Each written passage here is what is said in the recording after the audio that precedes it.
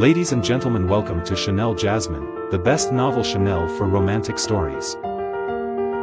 Hai guys, selamat datang di channel Jasmine, channel terbaik untuk menyimak novel-novel romantis. Mohon dukung channel ini dengan subscribe, like dan share video-video yang ada di channel ini. Terima kasih.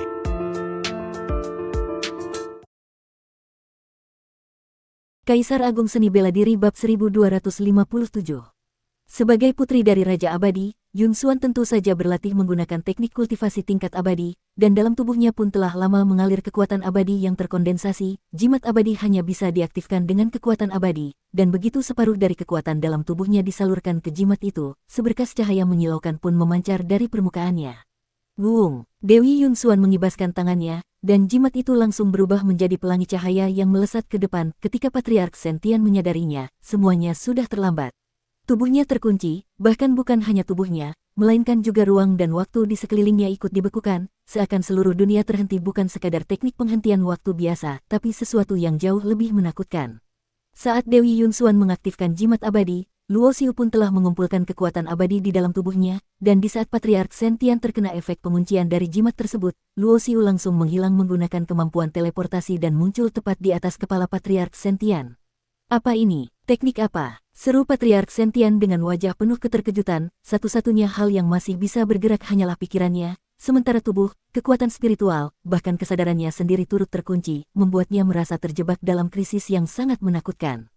Ia tidak merasakan aliran energi ruang dan waktu, maka ia yakin apa yang digunakan lawannya bukanlah teknik penghentian waktu biasa. Tiba-tiba, sensasi kematian yang begitu nyata menyelimuti seluruh dirinya. Ia tak bisa mengangkat kepala, namun tahu dengan pasti bahwa Luo Xiu pasti sedang berada di atasnya, tengah menyiapkan serangan paling mematikan. Jurus semua menjadi satu. Segunung cahaya abadi berpendar di telapak tangan Luo Xiu, yang lalu memadat menjadi bentuk menyerupai pedang, kadang tampak seperti sebilah pisau, kadang pula seperti sebuah tombak. Inilah hasil puncak dari semua teknik yang pernah ia pelajari, disatukan dan dimurnikan, sekaligus perwujudan hakiki dari teknik dewa perubahan, sebuah konsep dari tiada menjadi ada, dan dari ada kembali menjadi tiada.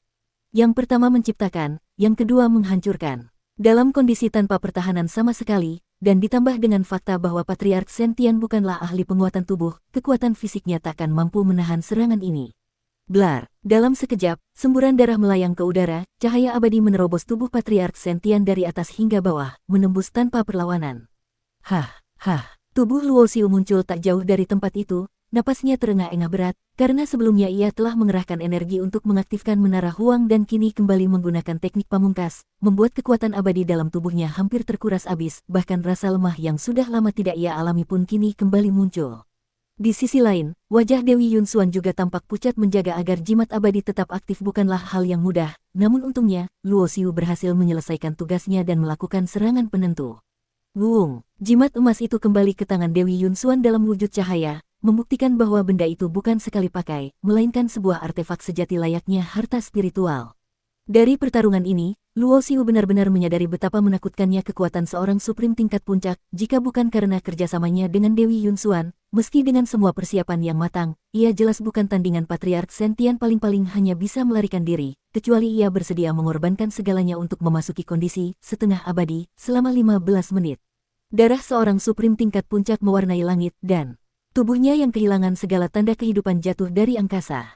Dewi Yun Xuan tak langsung menelan pil pemulih kekuatan, sebaliknya tubuhnya melesat cepat membentuk cahaya dan mengambil cincin penyimpanan Patriark Sentian. Sebenarnya Luo Xiu pun mampu melakukannya lebih cepat berkat kemampuan teleportasinya, tetapi ia tidak melakukannya karena kerja sama mereka kali ini adalah untuk membayar hutang budi kepada Dewi Yun Xuan, dan jelas bahwa wanita itu sangat berambisi menghabisi Patriark Sentian karena memiliki sesuatu yang sangat ia butuhkan. Ini untukmu, sebagai imbalanmu, ujar Dewi Yun Xuan sambil melempar cincin itu ke arah Luo Xiu. Setelah sebelumnya ia mengambil satu benda dari dalamnya, benda itu segera disimpan dan tampak seperti sebuah kotak kecil, tertutup segel dan tidak memancarkan aura apapun, sehingga Luo Xiu pun tak tahu benda apa itu. Luo Xiu menangkap cincin itu dan langsung menyelidiki isinya dengan kekuatan pikirannya, dan ia pun tak bisa menyembunyikan kekagumannya pada kekayaan seorang suprim tingkat puncak. Di dalamnya tersimpan ruang luas sebesar satu planet kecil, penuh tumpukan bahan-bahan langka dan bernilai tinggi, termasuk sebidang ladang obat yang penuh dengan ramuan tingkat atas, serta botol-botol pil yang seluruhnya merupakan pil spiritual kelas 10 pil yang bahkan bisa digunakan oleh para ahli di tingkat dewa 10 roda. Meski semua ini tak sebanding dengan harta luar biasa seperti cakram dao abadi atau botol api abadi, tetapi untuk mengumpulkan semua sumber daya ini satu persatu jelas bukan hal yang mudah bagi Luo Xiu. Bagaimanapun juga, ini adalah harta kekayaan seumur hidup seorang tokoh sekuat itu. Apa ini? Tiba-tiba, Luo Xiu melihat di salah satu sudut cincin penyimpanan ada tumpukan besar manik-manik yang menggunung. Warna manik-manik itu putih murni dan memancarkan aura energi yang sangat padat. Energi ini terasa lebih dekat dengan inti dari dao itu sendiri, kekuatan yang dikandungnya jauh lebih murni dibandingkan batu leluhur Taichu. Luo Xiu mengambil satu butir, manik itu bulat sempurna seperti mutiara, seukuran mata naga. Kau benar-benar tidak tahu benda ini. Apa Wuji tidak pernah memberitahumu? Yun Xuan menatap Luo Xiu dengan rasa heran, lalu tertawa kecil, mungkin karena kau belum mencapai tingkat yang dibutuhkan, jadi senior Wuji belum menjelaskan padamu. Luo Xiu menatap Yun Xuan, menunggu penjelasan darinya. Benda ini disebut manik dao, merupakan harta yang terbentuk dari kekuatan murni dao, energinya jauh lebih murni dibandingkan batu leluhur Taichu, bahkan bisa ratusan kali lebih murni. Ujar Yun Xuan sambil tersenyum. Menurut penjelasannya, manik dao adalah sumber daya kultivasi yang biasa digunakan oleh para ahli tingkat penguasa dao, dan biasanya tidak akan tersebar di kalangan kultivator di bawah tingkatan itu. Setidaknya, seseorang harus mencapai tingkat suprim terlebih dahulu untuk bisa mengakses sumber daya sekelas ini. Batu leluhur Taichu sendiri juga terbentuk dari energi esensial alam semesta, hanya saja, karena kemurniannya kalah jauh dari manik dao, maka efeknya pun berbeda sangat jauh. Bagi seorang kultivator untuk menembus dari puncak kaisar 9 roda ke tingkat suprim, mereka harus menyerap banyak energi leluhur Taichu karena energo tersebut merupakan perwujudan dari energi esensial alam semesta. Dengan menyerap banyak esensi ini, kekuatan dao dalam tubuh mereka akan mengalami transformasi dalam hal kualitas dan kuantitas, hingga berkembang menjadi kekuatan dao tingkat suprim dan memungkinkan mereka menembus ke tingkatan baru. Sedangkan untuk melangkah dari suprim ke tingkat penguasa dao, selain pemahaman terhadap dao yang harus mencapai tingkat mahir, kekuatan dao dalam tubuh juga harus berevolusi menjadi kekuatan esensial murni, yakni kekuatan penguasa dao. Dan untuk mencapai tahap ini, cara terbaik adalah dengan menyerap energi murni dari manik dao. Patriark Sentian telah terjebak di tingkat suprim selama bertahun-tahun tanpa bisa melangkah lebih jauh.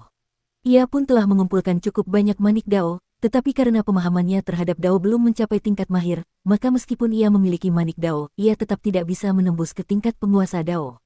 Secara teori, selama memiliki bakat dan potensi yang memadai serta telah mencapai pemahaman dao yang cukup, maka dengan jumlah batu leluhur Taichu dan manik dao yang cukup, seseorang bisa menembus ke tingkat suprim, bahkan penguasa dao. Selain metode ini, ada pula jalan lain yaitu melalui konsumsi pil dewa yang bisa membantu menembus batas tingkatan, namun pil semacam itu sangat sulit dibuat dan bahan-bahannya sangat langka. Melihat dari sedikitnya jumlah tokoh tingkat suprim dan penguasa dao sepanjang sejarah, bisa disimpulkan bahwa tak peduli metode mana yang digunakan, melangkah ke tingkat itu bukanlah hal yang mudah. Jadi, apakah aku bisa menggunakan manik dao untuk menembus ke tingkat suprim? Tanya Luo Xiu dengan wajah berseri. Dalam kehidupan sebelumnya, pencapaiannya paling tinggi hanya di tahap awal suprim, jadi wajar jika ia belum mengetahui tentang keberadaan manik dao. Tentu saja bisa, tapi menggunakan manik dao saat masih berada di puncak kaisar 9 roda akan menjadi pemborosan besar. Karena energi murni dalam manik dao sangat tinggi, dengan kultivasimu sekarang, kau hanya bisa menyerap sekitar 50% saja, sisanya akan terbuang sia-sia, jawab Yun Xuan sambil menggelengkan kepala. Jelas ia tidak menyarankan Luo Xiu menggunakan manik dao untuk menembus sekarang. Sejak awal hingga akhir, baik Luo Xiu maupun Yun Xuan tidak membahas apapun tentang benda yang Yun Xuan ambil dari cincin penyimpanan Patriark Sentian. Yun Xuan tidak membicarakannya, dan Luo Xiu juga tidak bertanya, keduanya tampaknya memiliki pemahaman dan kesepahaman yang baik. Tiba-tiba, Yun Xuan melangkah mendekati Luo Xiu, wajah cantiknya yang memancarkan pesona menggoda hampir menempel di wajahnya, hidung mereka hampir bersentuhan. Luo Xiu terkejut, tidak mengerti apa maksud dari sikap Yun Xuan, namun aroma tubuhnya yang harum menenangkan menyentuh indera penciumannya. Anak nakal, kalau aku tidak salah ingat, kau pernah memasuki salah satu peninggalan abadi di pinggiran rahasia kuno dan berhasil mencuri 3 benda abadi dari bawah hidung 4 orang penguasa dao sejati, termasuk 1 akar obat abadi dengan atribut air dan api, bukan? Yun Xuan membuka mulutnya, suaranya lembut dan memikat, bulu matanya yang panjang berkedip menggoda. Mendengar ini, Luo Xiu langsung memahami maksud dari tindakan Yun Xuan. Dengan satu gerakan ringan, ia menjauh tanpa meninggalkan kesan kasar, lalu berkata sambil tersenyum, kalau kau mau menggoda, setidaknya berusahalah lebih keras. Aku tidak tertarik dengan cara seperti itu. Dasar bocah tengil, berani sekali kau tidak menghormati nenekmu ini. Wajah Yun Xuan langsung berubah, dan dengan satu gerakan tangan ia kembali mengeluarkan jimat abadi yang digunakan untuk mengikat Patriark Sentian sebelumnya. Suaranya terdengar mengancam.